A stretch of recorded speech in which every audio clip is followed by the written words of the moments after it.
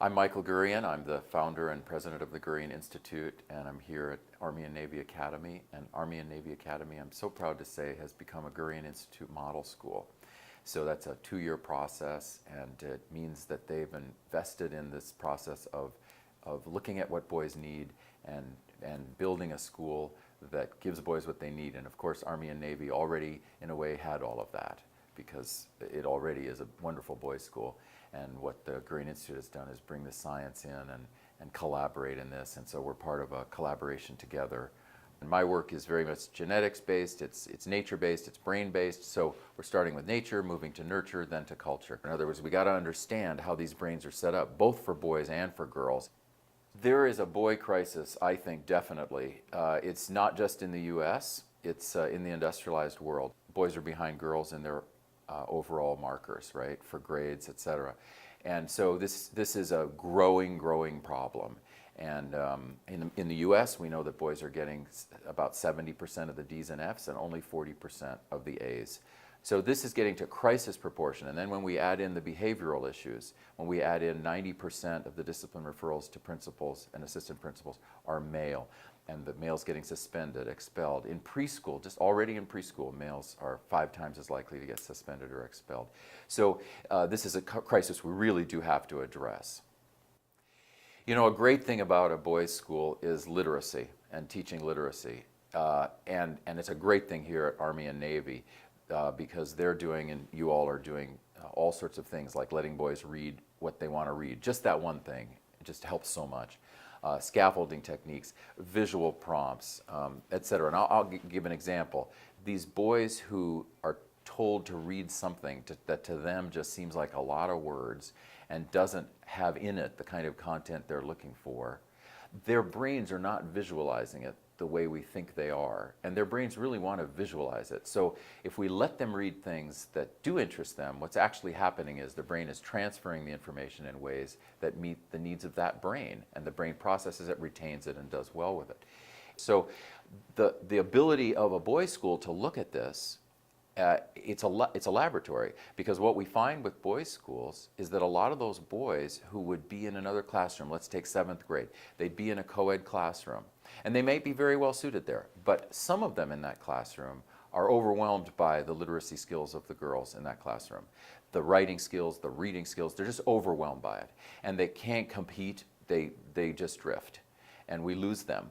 But in a boys' school, they are among compatriots, all of whom are sort of learning the same way, and so they can excel in ways that they couldn't there. They can do arts, they can create plays out of Shakespeare, you know, they do all these things without girls watching and without being embarrassed about girls. They can do all these things, and that just helps them develop better literacy. A kingdom for a stage, written in wax. One of the things that's just great here at Army and Navy is the mentoring, that whole mentoring piece, the TAC officers, just in the broad category of mentoring. And it's a word that's used a lot. What do we really mean by it?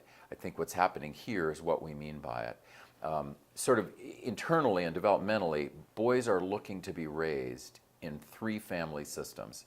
And so the first family is generally whatever is their nuclear unit. That's the first family. They're also looking to be raised by a second family. And that's the role of an Army and Navy, and that's the role of mentoring. So hundreds of years ago, all of the males, no matter what continent we're from, all of the males, by the time they hit puberty or just before, entered into a master-apprentice relationship. And that's how they were mentored from boyhood to manhood. So they still had mom, dad, etc., if they had that.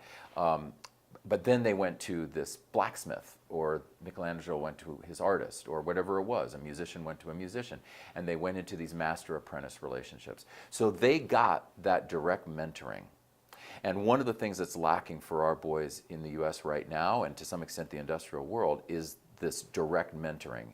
And here at Army and Navy, the setup is for direct mentoring. So they actually are giving the boys that master-apprentice relationship so that the boy can gradually learn from them. And of course, there's more than one master. So there are a number of mentors as the boy is developing. So developing character and leadership, it's very hard to do that for an adolescent male if all he has is one person trying to do it. He really needs first family, second family, and then of course third family is larger, cultural family. He really needs that second family, and it gives him that mentoring, and then he can develop as a self. So that I think that that's a crucial piece here that's just working very well. Every boy wants to grow up to be a good man, and every boy wants in some way to know how to lead. Even when he's following, he's thinking about leading. When he's leading, he's thinking about following. So it's just very, very deep. And I think one of the unheralded ideas or practices right now in the world is the practice of creating a safe container for boy energy, even adolescent boy energy that's very intense a lot of the time, creating the safe container for it, making sure there are mentors and adults creating this container, and then allowing the boys to make mistakes, allowing them to grow, allowing them to have impulses and then have to suffer for those impulses, allowing them to thus develop character, develop courage, develop impulse control, self-healing, all the things we want them to have. And the ironic thing is that over the last, I think, 30 or 40 years, we've gone in the direction as a culture of intervening all of the time. My philosophy, my research shows that actually what's really bad is to intervene, because the locus of control of the boy's emotions and the boy's social emotional development moves to whoever intervenes. So the boy himself doesn't go through the process of learning. He moves to the adult who intervenes, and he has to, oh, the adult says that and I have to do that. It's really better to make sure the kids have a safe container, well-mentored container for their energy, and then let them move through that and make their mistakes and have their joys. Because boys are experiential learners, so they gotta learn it by real life, and they're not gonna learn it if someone keeps saying, okay, that was bad, stop, that was bad, stop. We really want them to go through the whole experiential process of social emotional development. And that's really historically how boys have raised themselves and been raised. This imprinting of someone intervening all the time, that's really very new in any world culture. And I'm glad to see Army and Navy going in the direction of what I think works better with boys. Big buddy, number one. Number one, number four. Number five. Number five. You know, this has been a unique weekend for me. I've spent these weekend days here with parents, teachers here, and with the boys. An amazing event. To see the joy in these boys' eyes, to see the focus and concentration. You know, they're really focused, really concentrating. To see their buy-in to this developmental framework for their lives. And there's so much joy also among the faculty. And really that's one of the ways that I think we ultimately gauge success, is if we feel that there's love and joy being transmitted.